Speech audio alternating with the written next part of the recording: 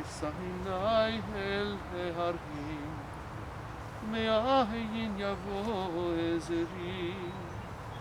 עזרי מעם אדוני, עושה שמיים, שמיים וארץ.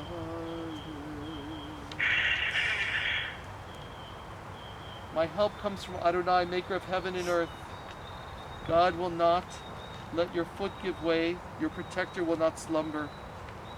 See, the protector of Israel neither slumbers nor sleeps. God is your guardian and your protection at your right hand. The sun will not strike you by day, nor the moon by night.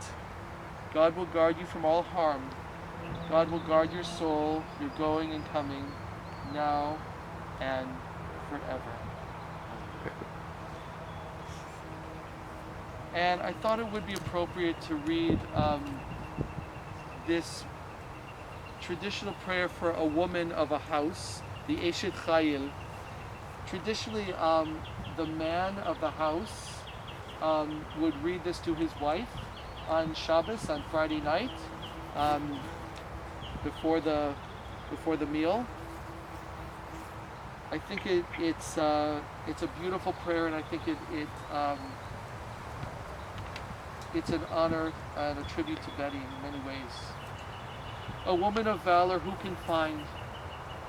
She is more precious than fine pearls. Her husband trusts in her, and so he lacks nothing. She does him good, never harm, all the days of her life. She perceives that her labor is rewarding. Her candle burns on into the night. She reaches out to those in need and extends her hand to the poor. She is clothed in strength and in dignity, and she faces the future cheerfully. She speaks with wisdom. The law of kindness is on her lips. Her children rise up and bless her. Her husband sings her praises. Many daughters have done valiantly, but you, Betty, you excel them all. It's amazing. I read this prayer, and this is Betty. Clothed in strength and dignity, she faces the future cheerfully. I still have a memory of Betty at her, I don't know if it was 95 or 100, where she got up in front of the group, and it was time for her. Everyone had roasted her and toasted her, and she got up and said, people have asked me, what's my secret? And I remember she said, I don't hold grudges.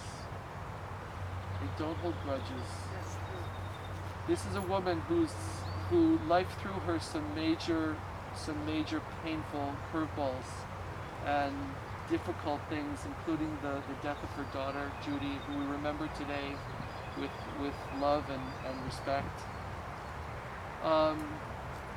Betty was amazing. And I remember that Steve would tell me that during her later elder years, when she became increasingly less mobile and less able to do things and even move or hear, or she rarely complained, and she had this remarkable gift of always finding gratitude in being alive. I don't know how many people would have been able to sustain that kind of attitude towards life when everything was falling away that she knew in her body and her being. But how remarkable the life force that just coursed through that woman through all those years, even to the very end. The life that lived in her, that she embraced with such love and such gratitude. We're going to take a moment. I'm going to read one more thing, and then I'm going to share something that Steve wrote. This is from Ecclesiastes. For everything there is a season, a time for every experience under heaven, a time to be born and a time to die, a time to plant and a time to uproot what is planted, a time to tear down and a time to build up, a time to weep and a time to laugh, a time to grieve and a time to dance, a time to throw stones and a time to gather stones, a time to embrace and a time to refrain from embracing, a time to seek and a time to lose, a time to keep and a time to discard, a time to tear and a time to sow, a time to keep silence, and a time to speak. So I wanted to, first of all, thank Steve, and with, I know that Tom, you had input into this as well, and I know you were also very beloved to Betty, and Tom, your presence is felt with us today as well, even though you and Steve are not able to be here. So these are words from Steve and Tom. I want to begin by thanking my nephew Dave for filming today. Thank you, Dave. So that we can make Mom's service available to those unable to be here. I want to express my deep appreciation for my brother Mark and his wife Sue and all they did for Mom in her last years when she was no longer able to do everything for herself. And of course, the family is extremely grateful for Adora's devotion and dedication to caring for Mom these last 5.5 years. I also want to thank Rabbi Stephen Burton and Mom's many wonderful friends and relatives who shopped, called, sent greeting cards and notes, and visited. They enabled Mom to remain independent in her apartment all these years and helped her retain her zest for life. Amazing and incredible are the words people who knew Mom would use most often to describe her. Betty was born in 1911 at her parents' apartment in Harlem. Although her memories of childhood are few, one of her fondest is of her father taking his children out for ice cream when he returned from shul on Saturday mornings. She admitted that she was envious of her older brothers Lou and Abe because her father would take them for ice cream sodas to break the Yom Kippur fast. That's the first time I've heard of that kind of break fast. Yes, Mom did enjoy her ice cream. Even when eating became more difficult, she'd never turned down a bowl of Rocky Road or mocha almond fudge. Mom was quite disciplined. While attending Hunter High, a school with very high academic standards, she worked very hard, traveling on 3 trains each way, and then completing 5 hours of homework each night, 5 days a week. After graduating from high school, she continued on to Hunter College during the Great Depression, graduating at a time when few women were attending college. Mom had a strong work ethic. Even during the Depression, she was never unemployed. Her positions ran the gamut from managing a bakery and then a movie theater to modeling evening gowns for Macy's. After college graduation, for $6 a day, she began as a substitute teacher in a Bronx junior high. January 1941 it was, while my father was covering a class until the sub, quote unquote, my mother, arrived. That was how my parents met. For my dad, it was love at first sight. They were engaged on Valentine's Day and married on April 6th of the same year. To this day, the Valentine's Day poem that Dad wrote for Mom is displayed in their apartment. Mom was a perfectionist. Whatever she did very well.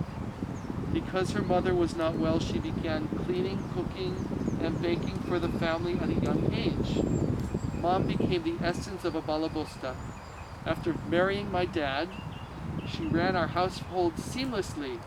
She shopped smartly, kept the apartment immaculate, cooked delicious meals, baked scrumptious yeast cakes, rugelach, butter cookies, mandelbrot, etc., and hosted weekly dinner parties for 12 people, all the while teaching full-time, and a master teacher at that.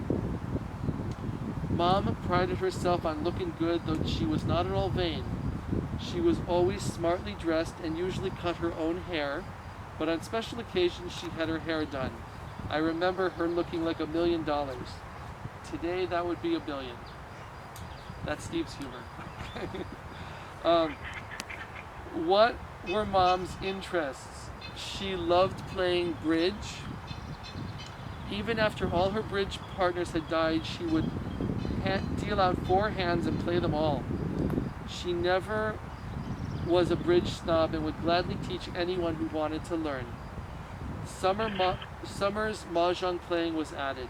She was an avid reader of fiction and biographies until her eyesight failed her.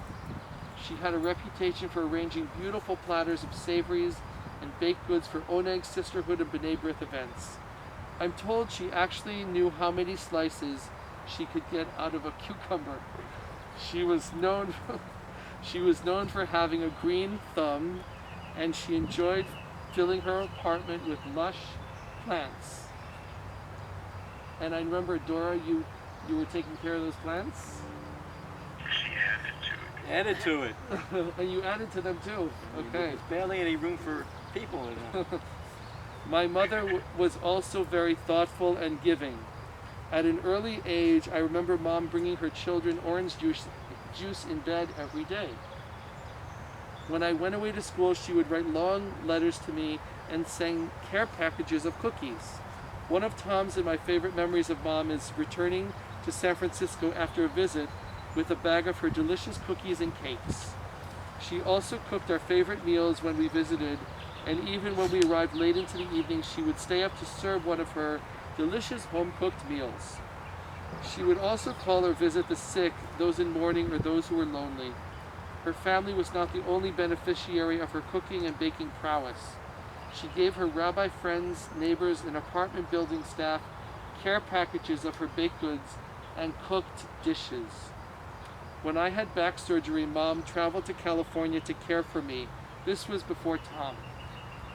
Finally, she always remembered family and friends on our birthdays, anniversaries, Hanukkah, and in Tom's case, Christmas. Despite her dislike of change, she was a role model and inspiration on how to cope, adapt, and accept the inevitable changes and losses that advancing age brings. And all, as I said before, without complaint. Mom's will to choose life endured even after the deaths of her 5 siblings, 2 nieces, 1 nephew, her husband, her only daughter, Judy, of course, and many friends. Mom was a strong woman, indeed a woman of valor, even until the end. Mom provided me with precious memories. One day when I told Mom that I loved her a bushel and a peck, and asked her how much she loved me, she responded, "I love you 2 bushels and 2 pecks." On thankful Thursdays, even while confined to a hospital bed and legally blind, she would respond to the question of what she was thankful for with, "I'm thankful to be alive." And more recently, "I'm thankful to be me." Mom remained aware and present until the very end, until she was able to let go of life and die peacefully in her own bedroom, as she had always wanted. Her spirit will continue to guide us through our lives and live on in our memories. May it be eternally